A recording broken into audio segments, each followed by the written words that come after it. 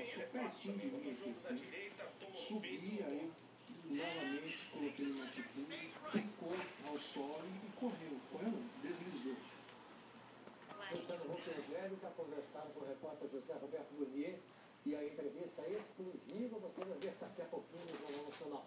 A Aeronáutica já está investigando o acidente. O avião pertence à empresa Mato Grosso do Sul Táxi Aéreo. Estava com a manutenção e a documentação em dia. Os advogados que representam mais de 900 famílias da Zona Norte pediram hoje ao Ministério Público para abrir uma investigação contra aquele empresário suspeito de dar o golpe da casa própria. Uma história que o SPTV mostrou aqui na semana passada. Os advogados da vítima entregaram ao promotor vários documentos, como comprovantes de pagamento dos moradores